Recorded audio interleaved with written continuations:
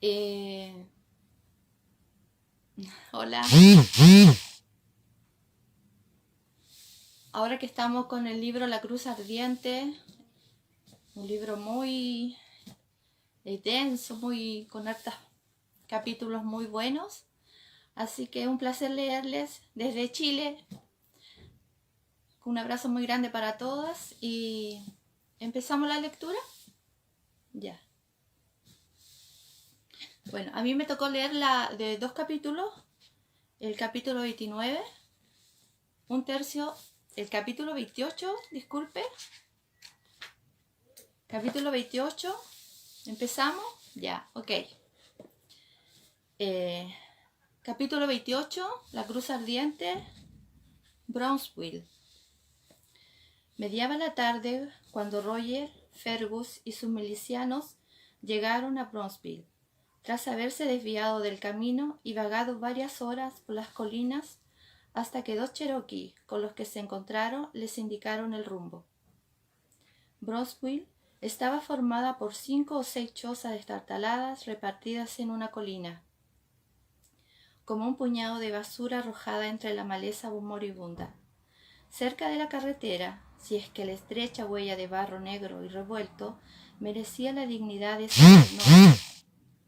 2 cabañas se inclinaban a ambos lados de un edificio algo más grande y sólido, como beodos que se apoyaran cómodamente en un compañero simétrico. Resulta irónico que esa construcción hiciera las veces de tienda y taberna del pueblo, a juzgar por los toneles de cerveza y pólvora y los montones de cueros empapados que se veían en el patio embarrado, aunque aplicarle cualquiera de estos términos también era concederle más dignidad de la que merecía, según pensó Roger. Aún así, era, obviamente, muy buen sitio para comenzar, aunque solo fuese por el bien de los hombres que lo acompañaban. Al ver los toneles, habían empezado a vibrar como limaduras de hierro cerca de un imán. El olor a levadura de cerveza les salía al encuentro con una bienvenida. Pensando que a él tampoco le iría mal una jarra, agitó una mano para ordenar el alto. Hacía un frío entumecedor y había pasado mucho tiempo desde el desayuno. A duras penas le servirían nada allí, aparte de pan o un guiso, pero mientras fuera posible comer algo caliente y regarlo con algún tipo de alcohol, nadie se quejaría. Había desmontado y estaba a punto de llamar a los otros cuando una mano le apretó el brazo. «Atondi». Fergus hablaba muy bajo, casi sin mover los labios. De pie junto a Roger, miraba algo que estaba más allá. «No te muevas». Roger no se movió, ni tampoco los hombres. Todavía en sus caballos estaban viendo lo mismo que Fergus, fuera lo que fuese. «¿Qué pasa?», preguntó bajando también la voz. «Alguien, 2 tipos, nos están apuntando con pistolas desde la ventana». Ah, Roger comprendió que Jamie había tenido muy buen criterio al no entrar en Brownsville en la oscuridad. La noche anterior estaba visto que conocía la naturaleza supicaz de los lugares remotos. Moviéndose con mucha lentitud, levantó las manos en el aire y le hizo un gesto con la barbilla a Fergus, que lo imitó de mala gana. Su gancho centelleaba a la luz de la tarde. Siempre con las manos en alto, Roger se volvió poco a poco. Aún sabiendo con lo que se iba a encontrar, se le contrajo el estómago al ver 2 largos cañones relucientes asomando bajo la piel del venado que cubría la ventana. «¡Hola, los de la casa!», gritó con toda la autoridad que es posible cuando se tienen las manos por encima de la cabeza. «Soy el capitán Roger Mackenzie, con una compañía de milicianos bajo el mando del coronel James Fraser del Cerro Fraser». El único efecto que provocó esa información fue que uno de los cañones se desviara, apuntando hacia Roger, que se encontró mirando dentro del pequeño círculo oscuro de la boca. No obstante, esa fea perspectiva lo hizo comprender que el arma no había apuntado contra él en un comienzo. La otra aún señalaba sobre su hombro derecho, hacia el grupo de jinetes que se removían en sus sillas entre murmullos inquietos. Genial. ¿Y ahora qué? Los hombres esperaban que él hiciera algo. Siempre con lentitud, bajó las manos y tomó aliento para gritar otra vez. Antes de que pudiera hablar, se oyó una voz ronca detrás de la piel de venado. «Te estoy viendo, Morton cretino». Esta imprecación vino acompañada de un visible movimiento de la primera pistola, que abandonó de pronto a Roger para dirigirse hacia el mismo blanco que su compañera. Presumiblemente, Isaías Morton, uno de los milicianos de Granny Fall. Entre los hombres a caballo hubo un ruido de roce y gritos de sobresalto. De pronto estalló el infierno. Al dispararse a una las dos pistolas, los caballos se encabritaron, espantados. Los hombres gritaban palabrotas. Desde la ventana surgían volutas de acre humo blanco. Roger se había arrojado cuerpo a tierra a la primera explosión, pero al apagarse los ecos, se levantó como por reflejo, quitándose el barro de los ojos, y cargó de cabeza contra la puerta. Para su propia sorpresa, su mente funcionaba con toda claridad. Si Brianna necesitaba 20 segundos para cargar y amartillar un arma, esos cabrones no podían hacerlo mucho más deprisa. Por lo tanto, le quedaban unos 10 segundos de gracia y tenía la intención de aprovecharlos. Golpeó la puerta con el hombro y la hizo volar hacia adentro hasta chocar con la pared. Roger entró tropezando en la habitación y fue a estrellarse contra el muro de enfrente. Allí se dio un fuerte golpe en el hombro contra la chimenea y rebotó, pero consiguió mantenerse en pie, aunque tambaleándose como si estuviera borracho. En la habitación había varias personas que se volvieron hacia él boquiabiertas. Cuando su visión se despejó lo suficiente, pudo ver que solo dos estaban armadas. Tras llenarse los pulmones de aire, se arrojó contra el tipo que tenía más cerca, un hombre esmirriado de barba rala, y lo cogió por la camisa, imitando a un maestro muy temido que había tenido en la escuela elemental. «¿Qué es lo que te propones, pequeñajo?», bramó, tirando de él hasta que quedó de puntillas. El señor Sanderson se habría alegrado mucho de saber que su ejemplo era tan memorable y además efectivo, aunque el flacucho no se orinó ni rompió en lloriqueos como solían hacer los alumnos de la escuela elemental sometidos a ese tratamiento. Sí que emitió algunos gorgoteos mientras lanzaba inútiles manotazos al puño que aferraba su camisa. «Señor, suelte a mi hermano». La víctima de Roger había dejado caer el arma y el cuerno de pólvora, cuyo contenido se esparció por el suelo, pero el otro pistolero había logrado recargar su arma y ahora intentaba apuntar a Roger. Le resultaba difícil a causa de las 3 mujeres presentes en la habitación, 2 de las cuales le tiraban del brazo, hablándole a la vez y entorpeciéndole el camino. La tercera se había cubierto la cabeza con el delantal y emitía rítmicos chillidos de histeria. En ese momento, Fergus entró en la casa con una enorme pistola que apuntó, negligente, al hombre armado. «Tenga la bondad de bajar eso, por favor», alzó la voz para hacerse oír por encima del jaleo. «Y usted, señora, ¿puede echar agua sobre esta joven? O quizá mejor, abofetearla». Señaló con el gancho a la mujer histérica, cuyos chillidos le arrancaron una leve mueca. Una de las mujeres se acercó despacio a la que gritaba como si estuviera hipnotizada. Después de aferrarla por el hombro y sacudirla, comenzó a murmurarle algo al oído sin apartar los ojos de Fergus. Los alaridos cesaron, reemplazados por sollozos irregulares y convulsivos. Roger experimentó un alivio inmenso. Había llegado hasta allí movido por pura ira, pánico y la necesidad de hacer algo, pero no tenía la menor idea de lo que debía hacer a continuación. Como las rodillas empezaban a temblarle, tomó aliento y bajó muy despacio a su víctima. El hombre dio varios pasos precipitados hacia atrás, luego se sacudió las arrugas de la camisa mientras clavaba en Roger una mirada de resentimiento. ¿Y qué en demonios es usted? El segundo hombre, que había bajado el arma, miraba a Fergus con aire confundido. El francés hizo un gesto despreocupado con el garfio que parecía fascinar a las mujeres. «Eso no tiene importancia», dijo con aire grandioso, alzando 2 o 3 centímetros más su aristocrática narizota.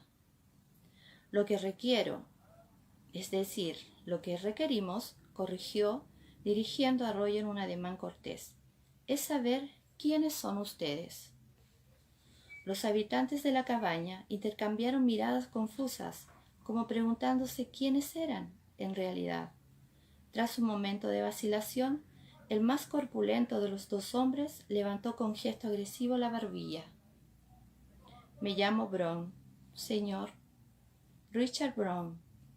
Lionel, mi hermano. Meg, mi esposa. Alicia, mi hija».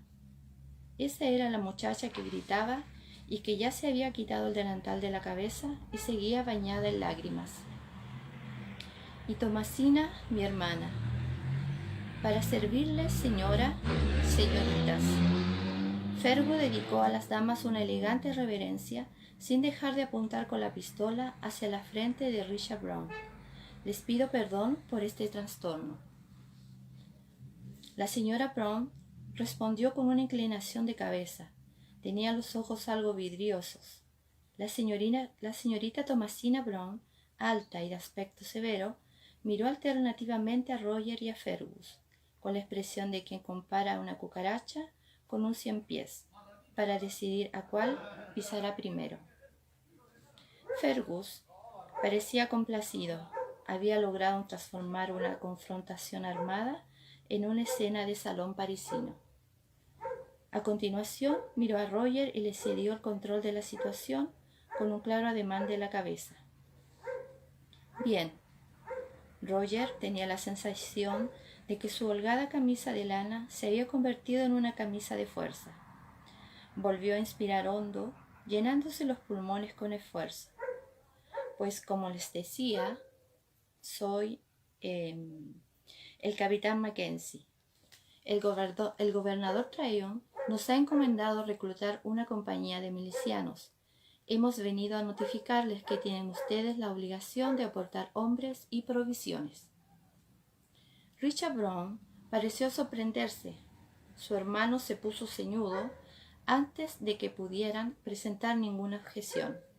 Fergus se acercó a Roger y murmuró: «Mon capitán, ¿no convendría averiguar si han matado al señor Morton antes de aceptarlos en nuestra compañía?» «Oh, sí». Roger, que habló en los Brown, su mirada más severa. «Señor Fraser, ¿quiere ver qué ha pasado con el señor Morton? Yo esperaré aquí». Sin perder de vista a los dueños de la casa, alargó una mano para recibir la pistola de su compañero. «Oh, el tal Morton está vivito y coleando, capitán. Solo que no está aquí. Se ha pirado, como zorro con el rabo chamuscao. Pero cuando ha desaparecido se movía perfectamente». La voz nasal del de Glasgow habló desde la puerta. Un grupo de cabezas curiosas, entre ellas las de Henry Gallagher, espiaban desde la puerta. También se veían varias armas desenfundadas. Roger empezó a respirar con más facilidad. Perdió todo el interés por Roger. Los Brown miraban a Gallagher completamente desconcertados. «¿Qué ha dicho?», susurró la señora Brown a su cuñada. La otra dama movió la cabeza con los labios apretados. «Dice que el señor Morton está sano y salvo», tradujo Roger y tosió. «Lo cual es una suerte para ustedes», añadió, dirigiéndose a los hombres de la casa con toda la amenaza que pudo poner en su voz. Luego se volvió hacia Gallagher, que se había reclinado contra el marco de la puerta, mosquete en mano, con cara de estar muy entretenido. ¿Todos están bien, Henry? Él se encogió de hombros. Estos sacos de estiércol no han agujereado a nadie, pero te han dejado una bonita perdigonada en tu alforja, señor, agregó tardíamente, mostrando los dientes en un breve destello a través de la barba. ¿Y la del whisky? Inquirió Roger alarmado. ¿Qué va? Los ojos de Gallagher reflejaron su horror ante la posibilidad. Luego lo tranquilizó con una gran sonrisa. En la otra. Ah, bueno. El capitán hizo un gesto con la mano. Solo eran mis pantalones, ¿verdad?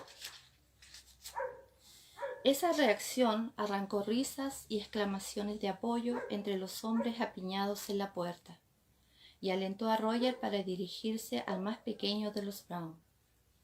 ¿Y qué tienen ustedes contra Isaías Morton?, quiso saber. Ha deshonrado a mi hija, replicó el hombre de inmediato. Ya recobraba la compostura. Y clavó en Roger una mirada fulminante. La barba se le retorcía de cólera. Le dije que si se atrevía a asomar esa maldita cara en 10 kilómetros a la redonda, lo vería muerto a los pies de mi niña. Y, malditos sean mis ojos, si esa puerca víbora no ha tenido el descaro de cabalgar hasta mi puerta. El señor Richard Brown se volvió hacia el de Glasgow. ¿Dice que los dos hemos cerrado el tiro? Gallagher se encogió de hombros como pidiendo disculpas. Sí, lo siento. La más joven de las señoritas Brown escuchaba el diálogo algo boquiabierta. ¿Han errado?, preguntó. La esperanza le iluminaba los ojos enrojecidos. ¿Isaías vive aún? No por mucho tiempo, aseguró su tío ceñudo. Iba a coger su escopeta de caza, pero todas las mujeres estallaron en un coro de gritos, al tiempo que los milicianos agrupados en la puerta levantaban a una las armas, apuntándolo. Él bajó muy despacio la suya. Roger miró a Fergus, que se encogió apenas de hombros. Tenía que decidir él. Los Brown estaban ahora juntos. Los dos hermanos lo miraban con furia. Las mujeres, apiñadas detrás de ellos, murmuraban entre sollozos. Por las ventanas asomaban cabezas de milicianos curiosos, todos mirando a Roger, aguardando órdenes. ¿Y qué podía él decirles? Morton era miliciano, por lo tanto, tenía derecho a su protección. No debía entregárselo a los Brown, pese a lo que hubiera hecho, si es que conseguían atraparlo. Por otra parte, su misión era reclutar a los dos hermanos y a todos los hombres de Brownsville, que fueran aptos, además de conseguir provisiones para al menos una semana. Dadas las circunstancias, no parecía que la propuesta fuera a ser bien recibida. Tenía la irritante convicción de que Jamie no habría tenido dudas de cómo resolver esa crisis diplomática. Él, personalmente, no tenía la más mínima idea. Al menos disponía de un plan para ganar tiempo. Tras bajar la pistola con un suspiro, buscó la taleguilla que pendía de su cintura. «Henry, trae la alforja donde guardo el whisky. ¿Quieres?» «Señor Brown, espero que me permita adquirir algo de comida y un tonel de su cerveza para alimentar a mis hombres. Con un poco de suerte, cuando se lo hubieran bebido todo, Jamie ya habría llegado».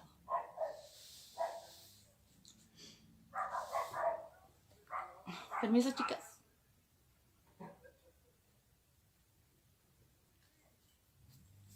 Chicas, ese es el primer capítulo, el 28. Ahora vamos con el segundo que me toca leer.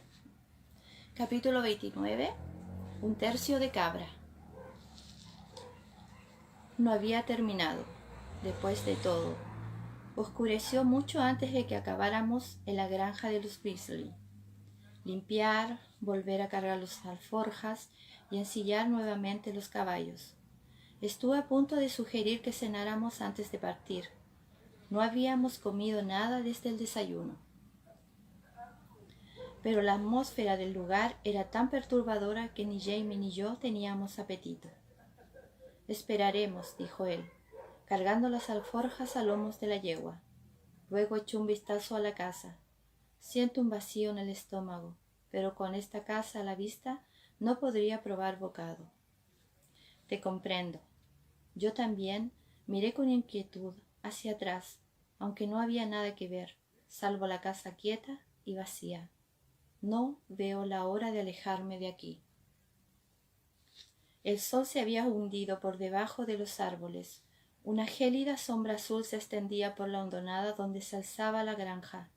La tierra desnuda de la tumba, oscura de humedad, formaba un montículo bajo las ramas lisas del fresno silvestre.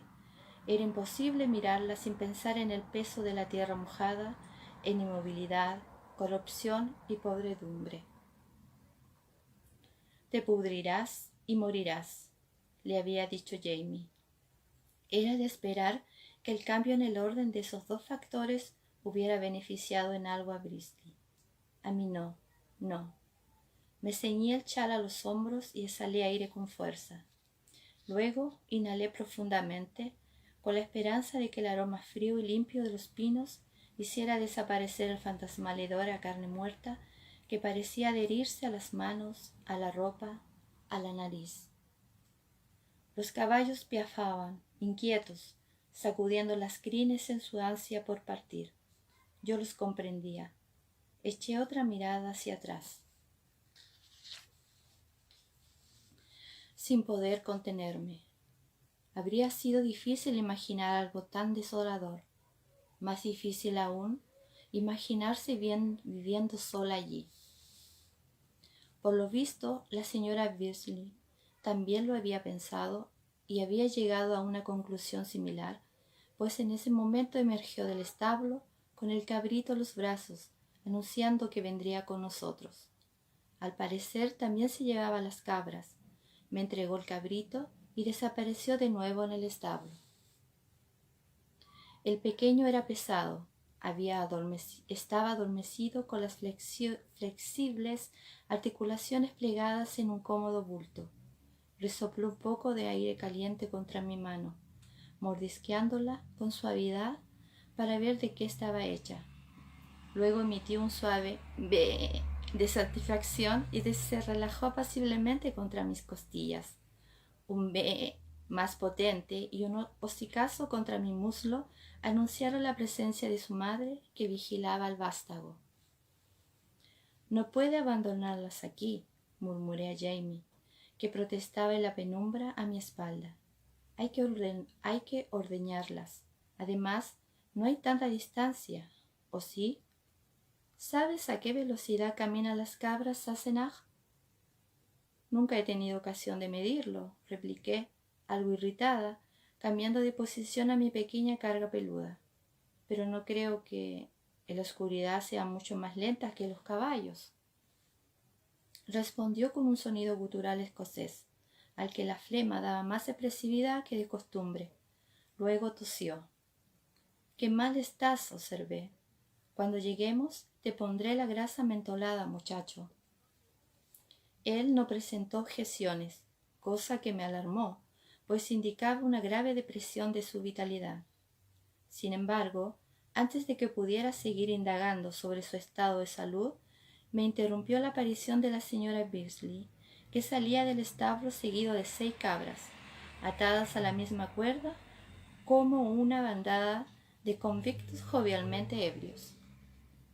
Jamie observó aquella procesión con aire dubitativo, luego, con un suspiro de resignación, se dedicó a considerar los problemas logísticos más inmediatos. Descartada la posibilidad de que la señora Beasley montara a Gideón, el comehombres, comparó la voluminosa figura de la mujer con la pequeñez de mi yegua, poco más grande que un pony, y tosió. Tras reflexionarlo un rato, decidió que la señora Beasley montara a doña Cerdita, con el cabrito dormido. Yo montaría con Jamie en la cruz de Gideón, con lo que teóricamente evitaríamos que el animal me arrojara de su grupa a la maleza. Ató una cuerda al cuello del macho cabrío y el otro extremo a la silla de la yegua, pero dejó sueltas a las hembras. La madre seguiría a su cría y las otras seguirían al macho. Me dijo, las cabras son animales sociales. Ninguna querrá alejarse por su cuenta, mucho menos por la noche. Fuera, murmuró, apartándose su cara un hocico inquisitivo mientras se agachaba a revisar la cincha. Con cerdos sería peor. Estos sí que se agrupan a su modo. Se incorporó, dando una palmada distraída a un testuz peludo. Luego se dirigió a la señora Beasley mientras le mostraba el falso nudo que había atado a la silla, cerca de su mano. Si ocurre algún percance, suéltelo de inmediato o el caballo huirá con todos vosotros y esa criatura terminará ahorcada. Ella asintió. Era un bulto encorvado a lomos de la yegua. Luego levantó la cabeza para mirar hacia la casa. Debemos irnos antes de que salga la luna, dijo en voz baja. Es entonces cuando aparece. Por la espalda me recorrió un escalofrío. Jamie, con un respingo, se volvió hacia la casa a oscuras. A nadie se le había ocurrido cerrar la puerta, que permanecía abierta, como una cuenca ocular vacía. ¿Quién? Preguntó con un hilo de voz. Mary Ann, respondió. Ella fue la última. No había énfasis en su voz. Hablaba como sonámbula. ¿La última qué? Pregunté yo. La última esposa. Y cogió las riendas. Cuando sale, la luna aparece de pie bajo el cerval. Jamie giró la cabeza hacia mí. La oscuridad no me permitió ver su expresión, pero no era necesario. Carraspeé. ¿No sería mejor cerrar la puerta? Sugerí. Presumiblemente el espíritu del señor Beasley ya había captado la idea, y aunque su viuda no tuviera ningún interés en la casa y su contenido, no parecía decente dejarla a merced de las mapaches y las ardillas, por no hablar de seres más grandes a los que pudieran atraer el olor de la partida final del granjero. Por otra parte, yo no tenía ningún deseo de aproximarme a la casa desierta. Monta, Sassenach. Jamie cruzó el patio a grandes zancadas, cerró la puerta con más violencia de la necesaria y regresó a paso enérgico. ¡Op! Exclamó, montando detrás de mí, y partimos con el resplandor de la media luna apenas visible por encima de los árboles.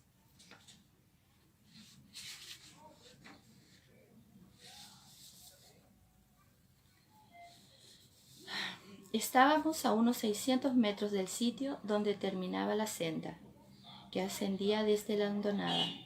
Avanzábamos con lentitud debido a las cabras. Yo iba observando la hierba y las matas que rozábamos al paso, preguntándome si se veían mejor solo porque mi vista se estaba adaptando a la oscuridad o porque había salido la luna. Me sentía bastante a salvo allí, sobre la mole poderosa del caballo, con el ruido de las cabras a nuestro alrededor y detrás la presencia tranquilizadora de Jamie, que me ceñía la cintura con un brazo, pero no lo suficiente como para volver la vista atrás, y al mismo tiempo el impulso de mirar era tan intenso que casi contrarrestaba el miedo que me inspiraba. En realidad, no es un cerval, ¿no? Dijo suavemente Jamie detrás de mí. No, confirmé, reconfortada por el sólido brazo que me rodeaba. Es un fresno silvestre, pero son muy parecidos. Había visto muchos de esos fresnos allí. Los escoceses de las Highlands solían plantarlos cerca de sus viviendas porque los racimos de bayas anaranjadas y las hojas pinnadas se parecían, en efecto, a las del cerval de Escocia, con el que estaba estrechamente emparentado. Comprendí que el comentario de Jamie no se debía a minuciosidad botánica, sino a la duda de que el fresno poseyera las mismas cualidades repelentes contra los malos espíritus y encantamientos. Si había decidido sepultar al Beasley bajo ese árbol, no era por sentido estético, ni por comodidad. Le estreché la mano llena de ampollas. Él me besó en la cabeza. En lo alto del sendero me volví a mirar, pero solo se veía un vago brillo en el tejado erosionado de la casa. El fresno y lo que bajo él hubiera, o no, permanecían ocultos en las sombras. Gideón se estaba comportando inusualmente bien, sin apenas protestar por su doble carga. Me pareció que él también se alegraba de abandonar esa granja. Cuando lo dije, Jamie opinó, entre estornudos, que el tunante solo se estaba tomando tiempo para planear alguna fechoría. Para las cabras, esa excursión nocturna era como ir de paseo. Caminaban con vivo interés, arrancando al pasar bocados de hierba seca, chocando entre sí o contra los caballos y haciendo tanto ruido como un rebaño de elefantes en la crujiente maleza. Fue un gran alivio abandonar por fin las tierras de Bisley. Cuando los pinos taparon toda la hondonada, aparté con resolución de la mente los perturbadores acontecimientos del día, para pensar en lo que nos esperaba en Brownsville. Confío en que Roger se las haya arreglado bien, dije apoyándome contra el pecho de Jamie con un pequeño suspiro. Muff. Basándome en mi larga experiencia, diagnostiqué ese ruido catarral como aceptación cortés de mis sentimientos, superpuesta a una total indiferencia personal con respecto a las circunstancias. Una de dos, o no veía motivos de preocupación, o le daba igual lo que fuera de Roger. Debía arreglárselas por sí solo o perecer en el intento. Espero que haya encontrado alguna posada, insistí, pensando que esa perspectiva podía provocar algo más de entusiasmo. Sería magnífico tener comida caliente y una cama limpia. Muff. Esta vez tenía una mezcla de humor y escepticismo sobre la posible existencia de comida caliente y camas limpias en los territorios apartados de Carolina. Las cabras parecen llevarlo muy bien, añadí, y aguardé con expectación. Muff. Me daba la razón a regañadientes, aunque dudando sobre la duración de esa buena conducta por parte de las cabras. Mientras yo formulaba mentalmente otra observación con la esperanza de instarlo a repetir aquello, el máximo habían sido 3 veces, Gideón justificó de pronto la desconfianza de Jamie, alzándose de manos con un fuerte resoplido. Choqué con el pecho de Jamie y el golpe seco de mi cabeza contra su clavícula me hizo ver las estrellas.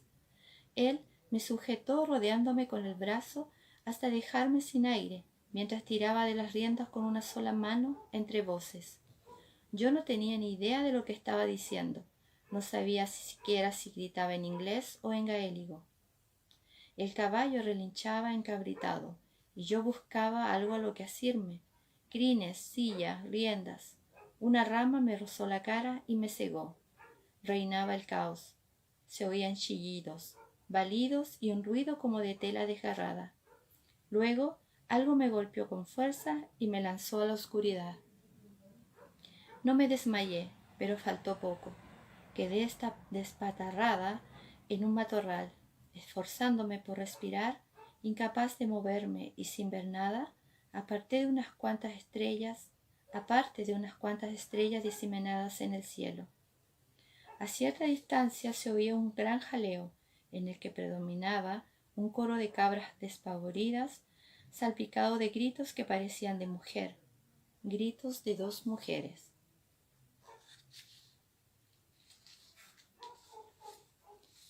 Moví la cabeza confundida. De pronto me puse boca abajo y comencé a arrastrarme. Acababa de reconocer, aunque tarde, que era aquello. Con frecuencia había oído grujidos de puma, pero siempre desde lejos, a distancia segura.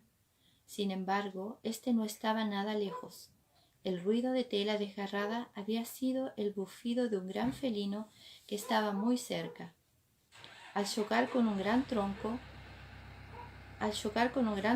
caído, me apresuré a esconderme bajo él, introduciéndome en el hueco cuando pude. No era el mejor de los escondrijos, pero tal vez impidiera que algo saltara desde los árboles sobre mí. Seguía oyendo los gritos de Jamie, aunque el tono de sus comentarios había pasado a ser una especie de ronca furia. Las cabras ya no balaban. ¿Era posible que el felino las hubiera matado a todas? Tampoco se oía a la señora Beasley. Los caballos, en cambio, armaban un tremendo barullo con tanto relinchar y piafar. Mi corazón martillaba contra el suelo margoso. Un hilo de sudor frío me cosquillaba en la mandíbula. Nada como el miedo ancestral a ser devorado para invocar el terror absoluto. Simpaticé por completo con los animales. Los matorrales crujieron a poca distancia y Jamie me llamaba a gritos. ¡Aquí! Grazné, decidida a no abandonar mi refugio sin saber con certeza dónde estaba el puma, o al menos sin tener la seguridad de que no estaba cerca de mí. Los caballos habían dejado de relinchar, aunque seguían resoplando y haciendo ruido con los cascos, como para demostrar que ninguno de ellos había huido ni caído presa del visitante. ¡Aquí! Repetí, alzando un poco la voz. Más crujidos a poca distancia. Jamie apareció a tropicones en la oscuridad y se agachó para tantear debajo del tronco. Su mano encontró mi brazo y lo estrechó. ¿Estás bien, Sassenach? No he tenido tiempo de averiguarlo, pero creo que sí. Salí del tronco con cuidado para ver si estaba herida. Cardenales aquí y allá, codos despellejados y una sensación de escozor en la mejilla golpeada por la rama. Básicamente, todo estaba bien. Me alegro. Date prisa, está herido. Él me levantó y con una mano en mi espalda me ayudó a caminar. ¿Quién? El macho cabrío, por supuesto. Para entonces, mi vista se había adaptado a la oscuridad. Pude distinguir las grandes siluetas de Gideón y de la yegua bajo un álamo. Ambos agitaban crines y colas con nerviosismo. A poca distancia vi un bulto más pequeño que parecía ser la señora Beasley agachada junto a algo. Olía a sangre y a feridez de cabra. Me puse en cuclillas, alargando la mano hasta encontrar pelo áspero caliente. El macho cabrío se sobresaltó con un fuerte "mee" que me tranquilizó un poco. Quizá estuviera herido, pero no moribundo. El cuerpo que tenía bajo mis manos estaba sólido y vital, con los músculos en tensión. ¿Dónde está la fiera? Pregunté mientras localizaba la dureza de los cuernos y continuaba palpando apresuradamente la columna, las costillas y los flancos. El animal presentó sus objeciones con salvajes sacudidas. Se ha ido, dijo Jamie, que también se había agachado. Apoyó una mano en la cabeza del macho. Ya va, Abalaish, niño. Todo está bien. Seas Musharai. Ponte de pie, mi amigo. No encontraba ninguna herida abierta en el cuerpo de la cabra. Sin embargo, olía a sangre, un vaho caliente y metálico que perturbaba el limpio aire nocturno del bosque. Los caballos también lo olfateaban y se removían en la oscuridad inquietos. ¿Estamos seguros de que se ha ido?, insistí, tratando de ignorar la sensación de tener unos ojos clavados en la nuca. Huelo sangre. Sí, la fiera se ha llevado a una de las cabras, me informó Jamie mientras se arrodillaba a mi lado para apoyar una mano en el cuello del animal. La señora Beasley ha soltado a ese bravo muchacho que se ha arrojado de cabeza contra el felino. No lo he visto todo, pero creo que la bestia le ha lanzado un zarpazo. La he oído chillar y bufar, y en ese momento el macho cabrío también ha gritado. Puede que se haya roto una pata. Así era. Con esa información hallé fácilmente la fractura en el húmero de la pata delantera derecha. La piel estaba intacta, pero el hueso roto. Palpé el leve desplazamiento de los extremos. La cabra pujó, tratando de cornearme el brazo. Sus ojos se movían frenéticos. Las extrañas pupilas cuadradas eran visibles, pero incoloras bajo el débil claro lunar. ¿Puedes curarlo, Sassenach? No lo sé. El animal seguía forcejeando, pero sus movimientos se debilitaban perceptiblemente. Entraba en shock.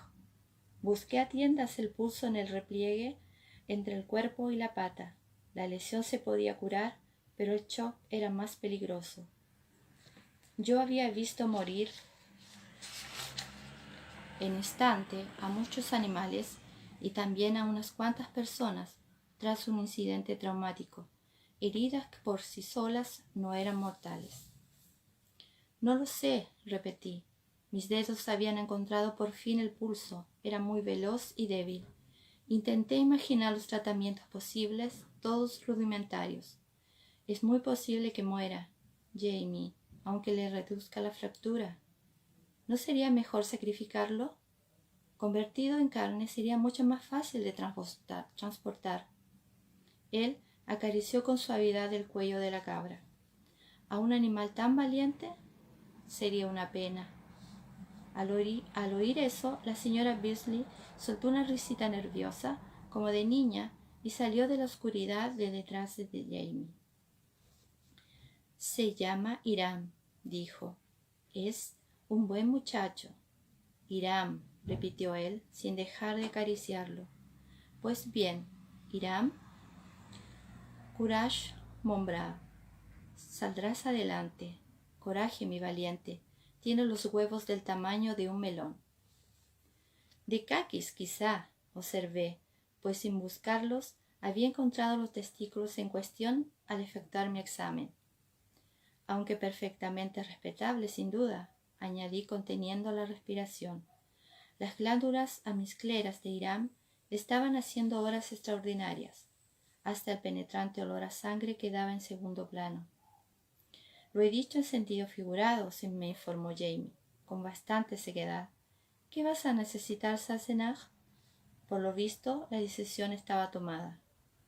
Pues venga, me quité el pelo de la cara con el dorso de la muñeca. Búscame un par de ramas rectas de unos 30 centímetros de longitud, sin ramillas laterales y un trozo de cuerda. Luego me ayudarás con él. Añadí, tratando de sujetar a mi inquieto paciente.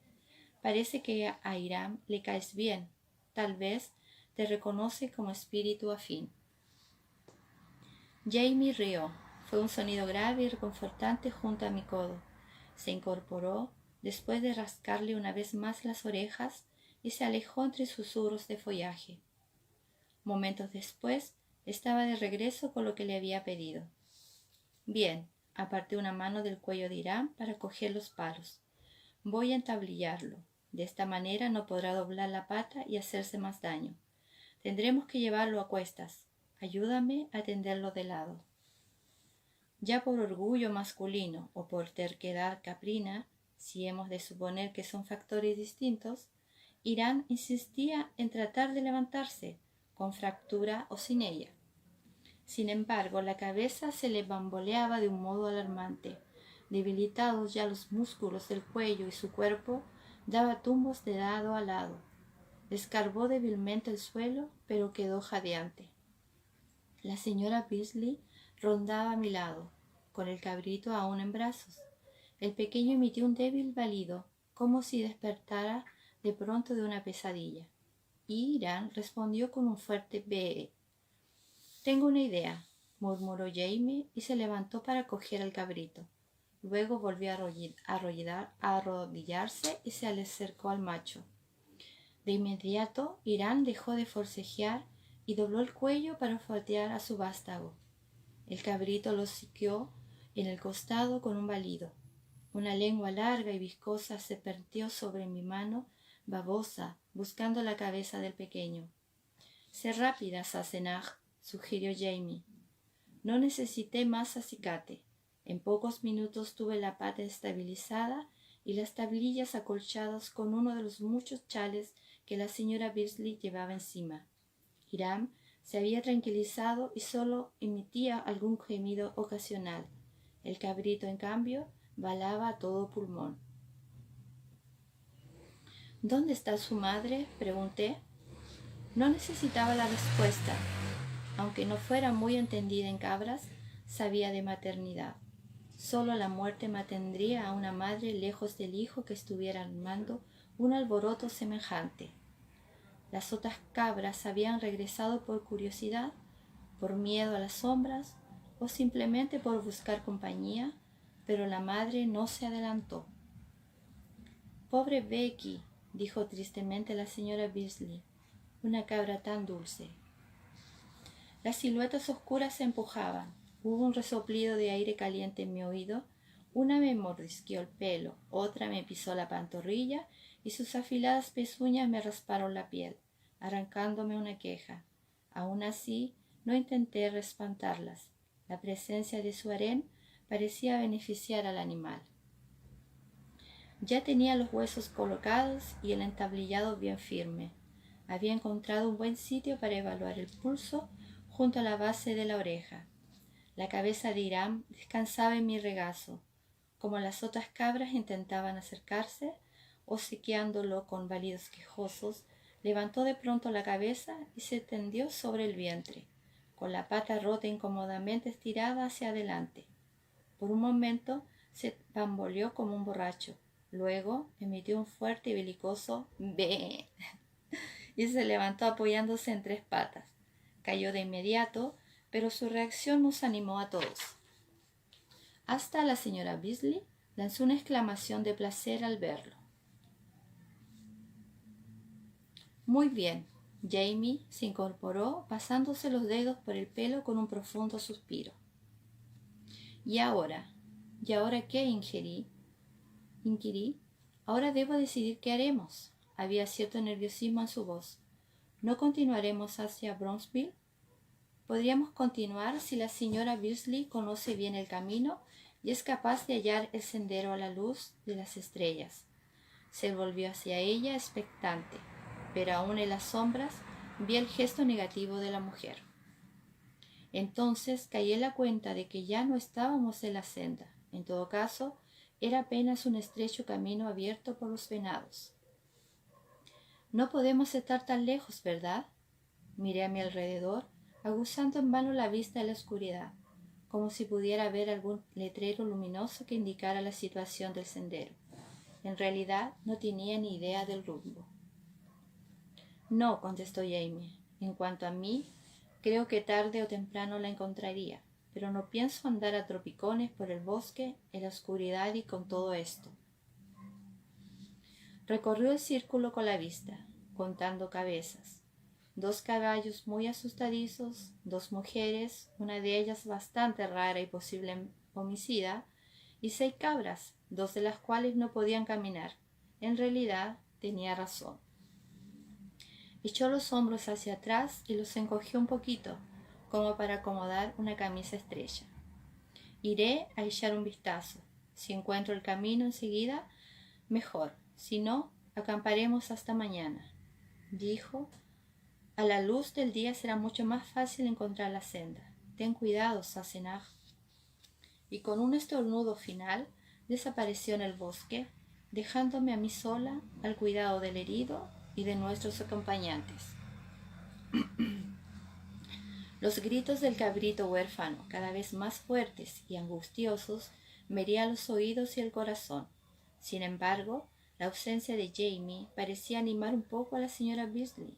Probablemente le tenía miedo. La vi traer a otra de las madres y convencerla para que se estuviera quieta mientras el huérfano mamaba. Por un momento el cabrito se mostró renuente, pero lo vencieron el hambre y la necesidad de calor y consuelo. Pocos minutos después, chupaba con fruición, agitando el pequeño rabo. Aunque verlo me alegró, también sentí un poco de envidia.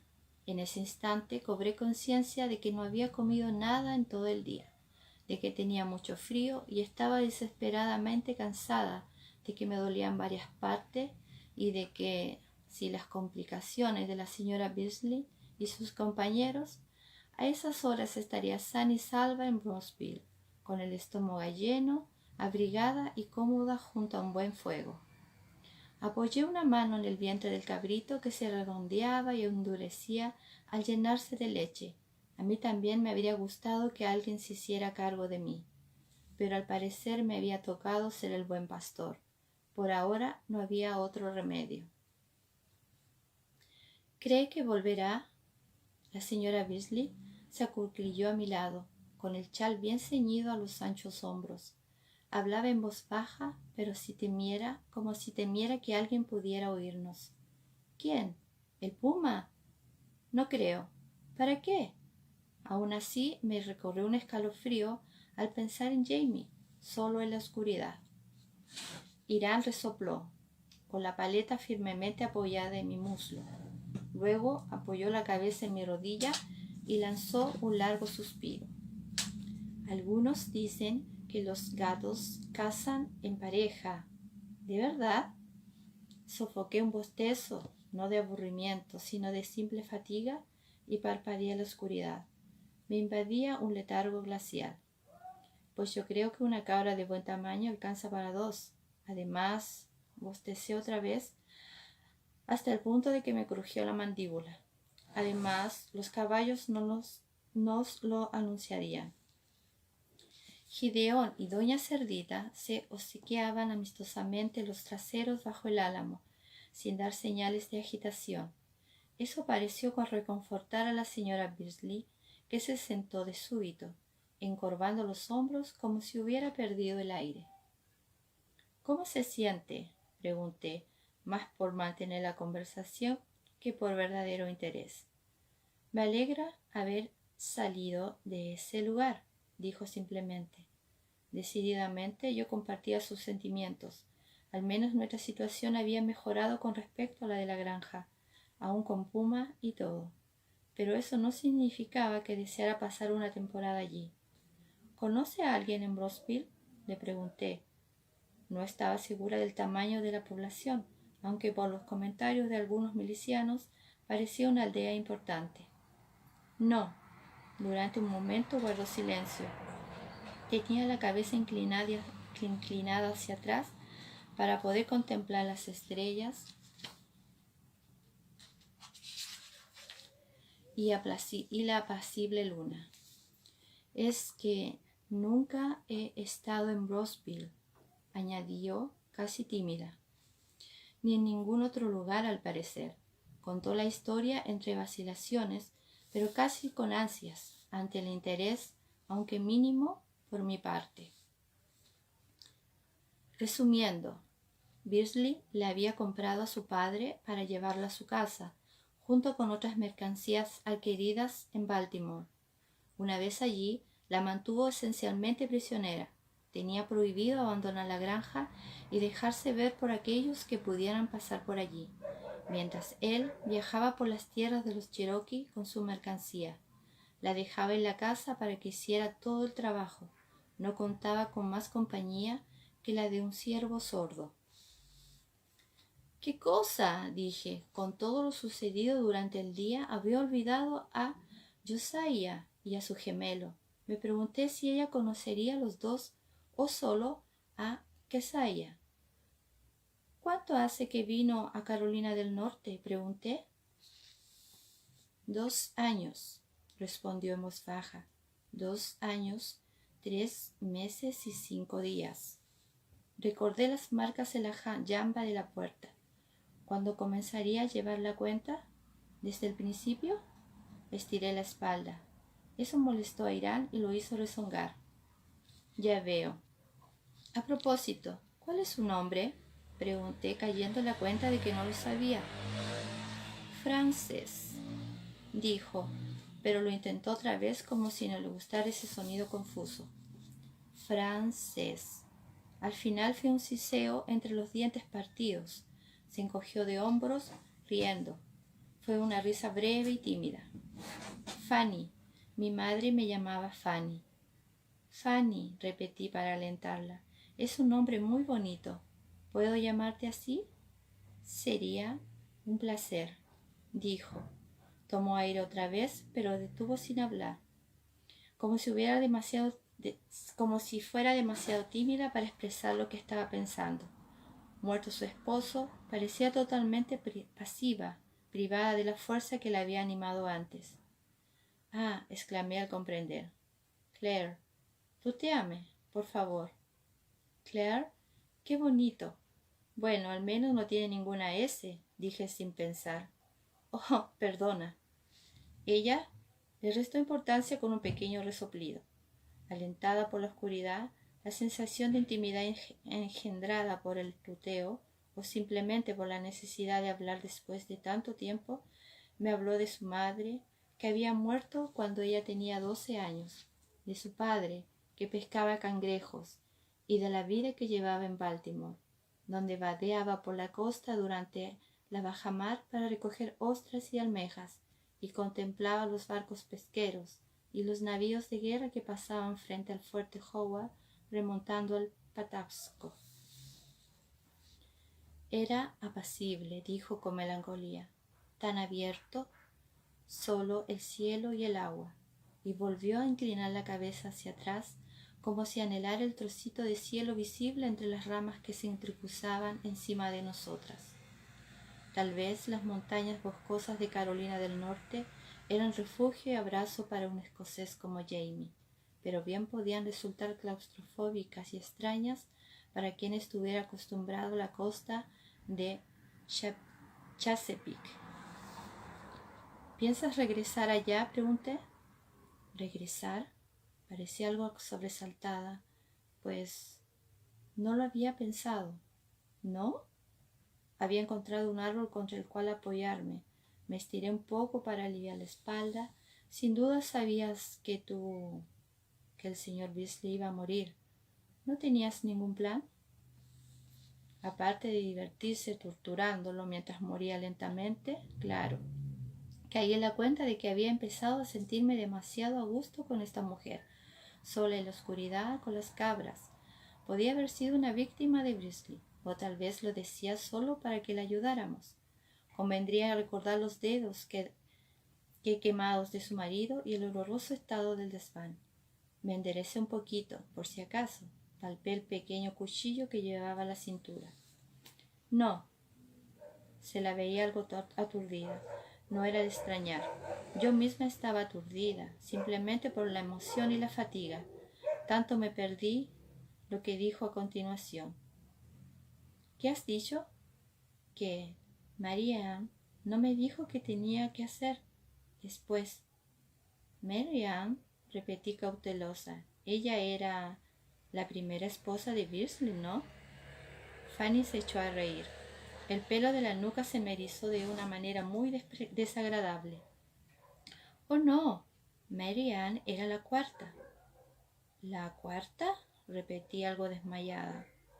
Es la única que le enterró bajo el cerval, me informó. Fue un error. Las otras están en el bosque. Le daría pereza, supongo. No quiso caminar tanto. Ah, no se me ocurría mejor respuesta. Y se lo dije. Ella aparece bajo el cerval cuando sale la luna. La primera vez que la vi pensé que era una mujer viva. Tuve miedo de lo que él pudiera hacerle si la veía sola allí, y salí para advertirla. Comprendo. Algo en mi voz debió de expresar incredulidad, pues ella volvió la cabeza hacia mí, agarré el puñal con más firmeza. ¿No me crees? Claro que sí, le aseguré, tratando de quitarme la cabeza de Irán del regazo. Se me había dormido la pierna izquierda por la presión y no sentía el pie. Puedo demostrártelo, dijo ella con voz serena y segura. Mary Ann me dijo dónde estaban las otras y las encontré. Puedo enseñarte las tumbas. No es necesario, aseguré, flexionando los dedos del pie para restaurar la circulación. Si me acercaba, le echaría la cabra encima y rodaría hacia un lado para huir a gatas mientras llamaba a Jamie.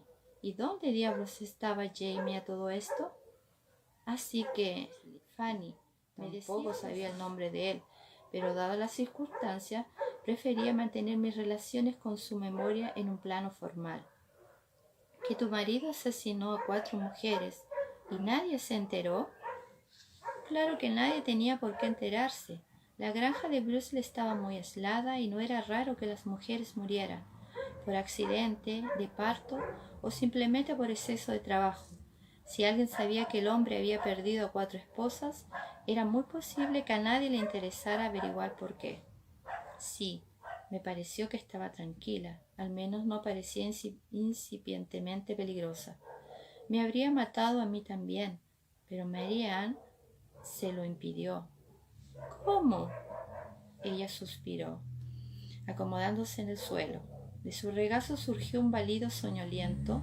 Entonces caí en la cuenta de que el cabrito estaba otra vez allí. Aflojé los dedos en torno al cuchillo. Le sería difícil atacarme con una cabra en el regazo. Según me contó, salía a conversar con Mary Ann cuando la luna estaba alta. La fantasmal mujer aparecía bajo el cerval solo entre la media luna creciente y la media menguante, nunca en la luna nueva ni en cuarto creciente. ¡Qué detalle!, murmuré, pero ella no se percató. Estaba absorta en su relato. Aquello se prolongó durante varios meses. Mary Ann le dijo que quien era, también la informó sobre el destino que había sufrido sus predecesoras y cómo había muerto ella misma. La estranguló. Le vi en el cuello las marcas de sus dedos. Ella me advirtió de que algún día haría lo mismo conmigo. Apenas algunas semanas después, Fanny tuvo la certeza de que había llegado el momento. Estaba hasta arriba de ron. ¿Sabes? Siempre era peor cuando bebía, y esa vez, trémula de nervios, había dejado caer la bandeja con la cena de Bresley, salpicándole de comida. Él se había levantado de un brinco rugiendo y se había arrojado contra ella. Fanny se había dado la vuelta y había huido. Él estaba entre la puerta y yo, dijo. Corrí al desván. Pensé que, borracho como estaba, no podía subir la escalerilla y no pudo. Beasley se había tambaleado y la escalerilla había caído ruidosamente. Mientras él luchaba por devolverla a su sitio, entre rezongos y maldiciones, alguien había llamado a la puerta. El hombre había preguntado a gritos quién era, pero sin respuesta, solo un golpe más. Desde el borde del desván, Fanny había visto su cara enrojecida. Él la había fulminado con la mirada. Un tercer golpe. Beasley tenía la lengua tan entorpecida por el alcohol que no podía hablar con coherencia y se había limitado a gruñir, con un dedo en alto en señal de advertencia. Luego había caminado hacia la puerta, tambaleándose, y la había abierto con violencia. Al mirar fuera, había lanzado un alarido. Yo nunca en mi vida había oído algo así, musitó ella. Nunca. Beasley había girado en redondo y en su carrera había tropezado con un taburete y había caído de bruces despatarrado. Se había levantado a duras penas y había ido hacia la escalerilla. Trepaba torpemente, salteando peldaños a manotazos, entre exclamaciones y gritos. Me gritaba que lo ayudara, que lo ayudara. Su voz tenía una nota extraña. Tal vez era solo estupefacción por el hecho de que semejante hombre le hubiera pedido socorro, pero me pareció que ese tono delataba el profundo y secreto placer que le provocaba el recuerdo. Él había llegado al tope de la escalerilla, pero no había podido dar el paso final hacia el desván. Su cara pasó de golpe del rojo al blanco. Los ojos se le volvieron hacia atrás. Luego había caído de bruces a las tablas, inconsciente, con las piernas colgándole absurdamente desde el borde. No podía bajarlo. Apenas pude arrastrarlo hasta adentro, suspiró. El resto ya lo sabes. No del todo. Jamie habló desde la oscuridad, cerca de mi hombro, sobresaltándome. Irán despertó con un gruñido de indignación. ¿Cuándo has vuelto?, interpelé. Hace bastante. Vino a arrodillarse a mi lado con una mano en mi brazo. ¿Y qué fue de lo que vio en la puerta?, preguntó a la señora Beasley. Su voz no expresaba más que un leve interés, pero noté que su mano estaba tensa. Me recorrió un escalofrío. ¿Qué? Nada, respondió ella simplemente. No vi a nadie allí, pero desde esa puerta se veía el Serval y había salido la media luna. Después de eso hubo un momento de silencio. Por fin Jamie se frotó la cara con una mano y suspiró. Sí, bien, se levantó. He encontrado un sitio donde podremos refugiarnos durante la noche. Ayúdame con la cabra, Sassenach. Estábamos en terreno montañoso, lleno de salientes rocosas y de marañas de espinos. En la oscuridad, la marcha entre los árboles era tan insegura que me caí 2 veces. Solo por suerte evité romperme el cuello. El trayecto había sido difícil a plena luz del día. Por la noche resultaba casi imposible. Por suerte, el sitio que Jamie había encontrado estaba cerca. Se trataba de una especie de hendidura poco profunda en un ribazo arcilloso medio desmoronado, cubierta por una enredadera maltrecha y por una masa de hierbas. En otros tiempos había corrido algún arroyo por allí. El agua había desprendido una buena parte del ribazo, dejando una abertura. No obstante, años atrás algo había desviado el curso de agua. Las piedras redondeadas que habían formado su lecho estaban diseminadas y medio hundidas en el suelo margoso. Una rodó bajo mí. Mi pie, al caer, me golpeé la rodilla contra otra de esas condenadas piedras. Me hice daño. ¿Ocurre algo, Sassenach? Jaime se había detenido al oír mi grosera exclamación. Estaba en la ladera, algo por encima de mí, con Hiram sobre los hombros.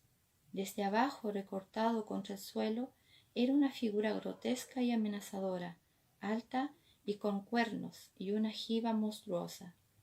Estoy bien, le confirmé casi sin aliento. ¿Es aquí? Sí. Ayúdame, ¿quieres? Parecía más sofocado que yo. Se arrodilló cuidadosamente mientras yo me apresuraba para ayudarlo a depositar a Irán en el suelo. Él permaneció de rodillas con una mano en tierra para sostenerse. Espero que por la mañana no sea tan difícil encontrar la senda, dije. Lo miraba con preocupación. El agotamiento lo obligaba a inclinar la cabeza y el aire gorgoteaba en su pecho con cada aliento. Necesitaba un sitio con fuego y comida cuanto antes. Moví la cabeza y carraspeó. Sé dónde está, volvió a toser, solo que... La tos lo sacudía con fuerza. Noté que tensaba los hombros para aguantarla. Cuando cesó, le apoyé con suavidad una mano a la espalda. Lo recorrió un temblor constante. No era un escalofrío, sino el estremecimiento de los músculos forzados más allá de los límites de su fuerza. No puedo continuar, Claire, dijo por lo bajo, como si se avergonzara de admitirlo. Estoy agotado. Acuéstate, le dije. Yo me ocuparé de todo. Hubo cierto alboroto y confusión, pero media hora después todos estaban más o menos instalados, los caballos maniados y una pequeña fogata encendida. Me arrodillé para examinar a mi paciente principal, que estaba tendido sobre el pecho, con la pata entablillada extendida hacia adelante, con sus damas sanas y salvas tras él, al abrigo del ribazo. Irán emitió un belicoso "bé" y me amenazó con los cuernos. Ingrato, murmuré al apartarme. La risa de Jamie se quebró en un espantoso espasmo de tos que le sacudió los hombros. Estaba acurrucado a un lado de la cuesta, con la cabeza apoyada en la chaqueta doblada. En cuanto a ti, le dije, lo de la grasa de ganso no era broma. Abre ese capote y levántate la camisa, ahora mismo. Me miró con los ojos entornados. Luego echó un vistazo a la señora Beasley. Su recato me hizo disimular una sonrisa, pero le di a la mujer un hervidor pequeño y la envié en busca de agua y leña. Luego extraje la calabaza con el ungüento mentolado. Ahora que podía verlo bien, el aspecto de Jaime me alarmó un poco. Estaba pálido, con los labios blancos y las fosas nasales circundadas de rojo, ojeroso de fatiga. Parecía muy enfermo. Oírlo era peor. Su aliento silbaba en el pecho al respirar. Bueno, supongo que si Irán no quiso morir delante de sus hembras, Tú tampoco morirás delante de mí, dije con aire dubitativo, mientras cogía con el dedo un poco de grasa fragante. No pienso morir, dijo bastante fastidiado. Solo estoy un poco cansado. Por la mañana seré del de siempre. Oh Dios, cómo odio esto. Tenía el pecho bastante caliente, pero no me pareció que fuera fiebre. Era difícil determinarlo con los dedos tan fríos. Dio un respingo y trató de escabullirse con un agudo ¡ay! Lo sujeté con firmeza por el cuello y procedí a hacer mi voluntad a pesar de sus protestas. Al fin dejó de resistirse y se entregó, entre risas intermitentes, estornudos y algún quejido ocasional, cuando le tocaba algún sitio donde hubiera cosquillas. A las cabras le pareció muy entretenido. En pocos minutos lo había dejado jadeante en el suelo, con la piel del pecho y el cuello brillantes de grasa y enrojecidos por la friega. En el aire reinaba un fuerte aroma a menta y alcanfor. Le puse una franela gruesa cubriéndole el pecho. Le bajé la camisa, lo arropé bien con la capa y lo cubrí hasta la barbilla con una manta. Bien, dije satisfecha, mientras me limpiaba las manos con un paño. En cuanto tenga agua caliente, tomaremos una buena infusión de marrubio. Abrió un ojo, suplicaps. ¿Tomaremos? Bueno, tú. Yo preferiría beberme el pis del caballo. Yo también. Lamentablemente, que yo sepa, no tienes efectos medicinales. Cerró el ojo con un gruñido. Durante un momento respiró con dificultad como un fuelle roto. Luego levantó la cabeza algunos centímetros.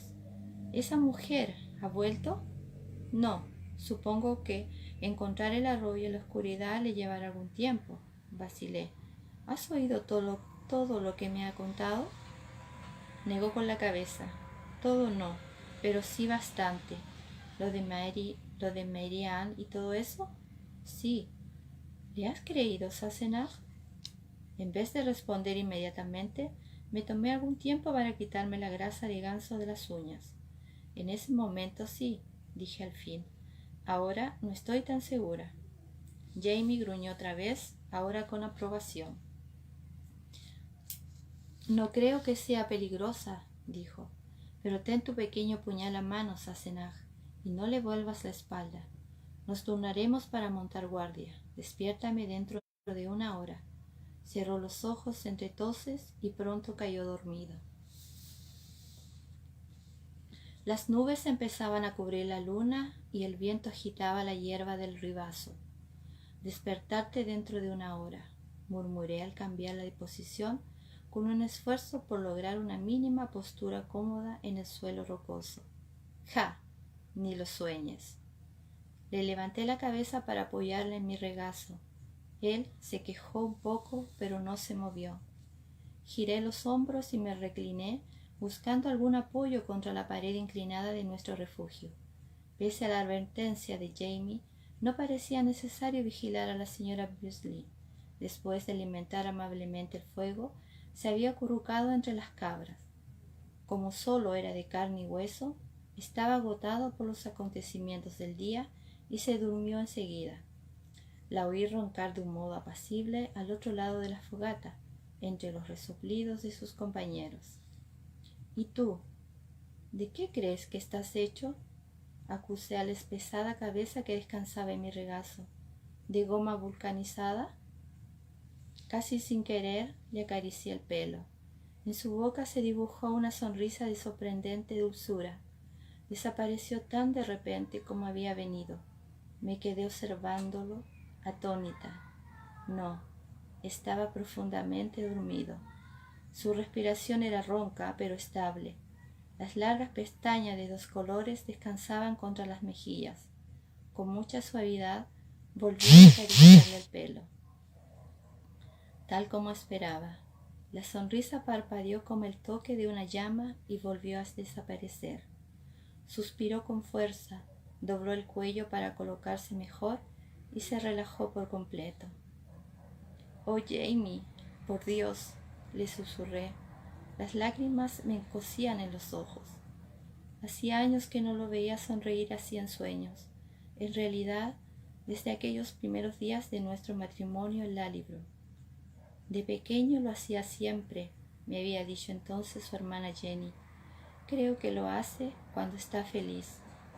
Doblé los dedos en el pelo denso y suave de la nuca, palpando la curva sólida del cráneo, el cuero cabelludo caliente, la fina línea de una antigua cicatriz. Yo también, susurré. Ya, chicas. Hermoso. Jamie de pequeño, cuando le hacían cariño, sonreía, cuando estaba feliz. Bueno, acá termina mi lectura de La Cruz Ardiente. Espero que les haya gustado y que estén todas bien. Ya, desde acá, desde Chile, les mando un abrazo. Muchas gracias Blanca por haberme invitado a leer de nuevo. Y como siempre, cuando ustedes quieran, aquí voy a estar para leerles de nuevo. ¿Ya? Y aprovechar de felicitarlas por su aniversario número 6. Que cumplan muchos más y que estemos siempre unidas todas. Chao, gracias, nos vemos. Espero que les haya gustado la lectura. Cuídense mucho, ya. Cuídense mucho a todas. Chao, gracias.